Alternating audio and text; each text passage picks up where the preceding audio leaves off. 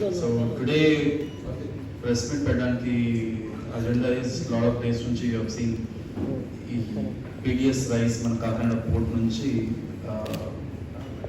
Illegally బయట దేశాలకు వెళ్తుందని మనం with the support of Honorable CM and Honorable Deputy CM and Minister for Civil Supplies ఒక large search operation తర్వాత ఒక లార్జ్ నెంబర్ ఆఫ్ టీమ్స్ వేసి మనం రైస్ మిల్స్తో సహా ఎవ్రీ అంటే కంప్లీట్ చైన్లో రైట్ ఫ్రమ్ రైస్ మిల్స్ దగ్గర నుంచి exporter godowns and then ships వరకు మనం ఒక పద్ధతి ప్రకారం చెక్ పోస్ట్ పెట్టి మనం వెరిఫై చేయడం, తర్వాత ఆల్రెడీ ఏదైనా స్టాక్స్ ఉన్నా వాటిని సీజ్ చేయడం జరుగుతుంది.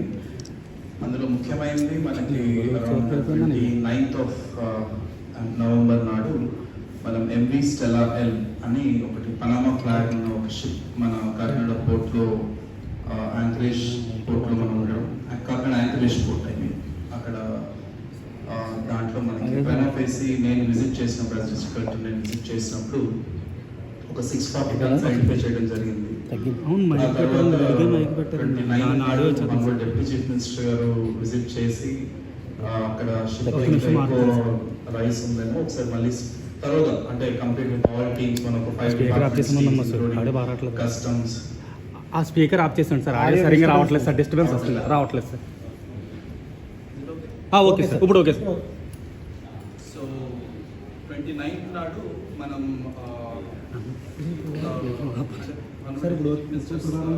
విజిట్ జరిగింది ఆ పోర్ట్లో అండ్ ఆ తర్వాత MV Stella అనే షిప్లో ఇంకా ఎంత స్టాక్ ఉంది. బికాస్ షిప్లో మనం కంప్లీట్గా నేను వెళ్ళినప్పుడు కూడా కంప్లీట్ ఒకేసారి అన్నీ మనం చెక్ చేసే పరిస్థితి లేకపోయింది.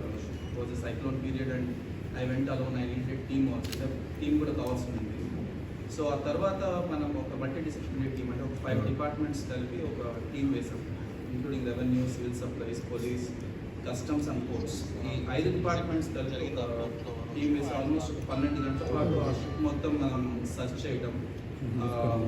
షిప్లో హ్యాచెస్ ఉంటాయి, హ్యాచెస్ అంటే కంపార్ట్మెంట్స్ లాగా ఒక 5 కంపార్ట్మెంట్స్, ఈచ్ కంపార్ట్మెంట్లో ఎక్కడెక్కడైతే రా రైస్ అంటే వైట్ రైస్ ఉందో, బాయిల్డ్ రైస్ అవన్నీ పక్కన పెడితే వైట్ రైస్ ఎక్కడైతే ఉందో ఈచ్ కన్సైన్మెంట్లో ఒక శాంపుల్ తీసుకొని రావడం జరిగింది. అలా మనం 12 శాంపుల్స్ తీసుకురావడం జరిగింది 5 హ్యాచెస్లో. ఎక్కడెక్కడైతే మనకి వైట్ రైస్లో మొత్తం almost 4000 tons off white rice ship మీద ఉంది. ఆ 4000 tons సంబంధించి 12 శాంపుల్స్ తీసుకురావడం జరిగింది. సో టెస్ట్ జరిపిన తర్వాత దాన్ని 1-2 సార్లు వెరిఫై చేసుకున్న తర్వాత మొదట అనుకున్న 640 tonsకి అదనంగా ఆల్మోస్ట్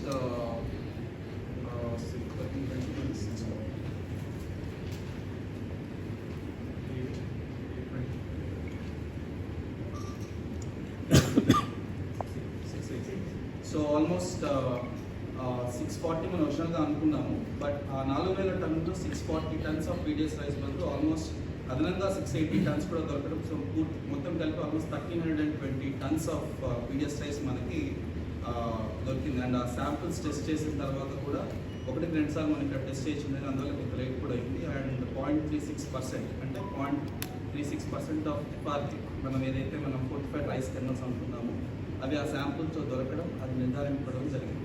సో ఇవంతా ఒకే హ్యాష్ నెంబర్ 3 కంపార్ట్మెంట్లో ఉన్నాయి.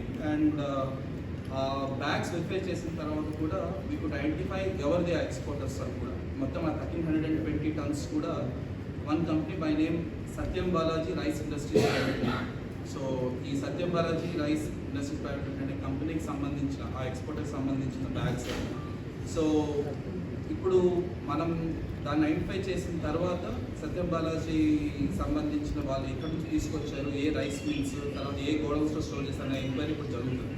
So as a first step మనం అక్కడ ఎంత క్వాంటిటీ ఉందనే షిప్లో మనం ఐడెంటిఫై చేయడం జరిగింది. కాబట్టి ఇమీడియట్గా మన ఏదైతే గవర్నమెంట్కి చెందాల్సిన PDS రైస్ ఉందో ఆ PDS రైస్ని మనం అన్లోడ్ చేయించి షిప్ నుంచి గవర్నమెంట్ వర్క్ సీజ్ చేసుకోవడం జరుగుతుంది.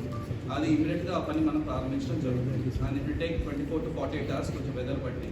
సో ఈ షిప్లో నుంచి ఇమీడియట్గా అన్లోడ్ చేయాల్సిన బాధ్యత సత్యం బాలాజీ వాళ్ళు తీసుకోవాలి. And immediate port officer will seize it along with civil supplies department and మన గవర్నమెంట్ గోడౌన్స్ పోర్టల్ దాంట్లో సీజ్ చేసి పెట్టడం జరుగుతుంది. తదుపరి విచారణ తర్వాత దానికి ఏ మిల్స్ సప్లై చేస్తాయి, తర్వాత మిల్స్కి సంబంధించిన బిల్స్, ట్రక్స్, ఇక్కడ మధ్యలో ఉన్న ట్రేడర్స్ ఉంటే ట్రేడర్స్ ఆ డీటెయిల్స్ తీసుకోవడం జరుగుతుంది.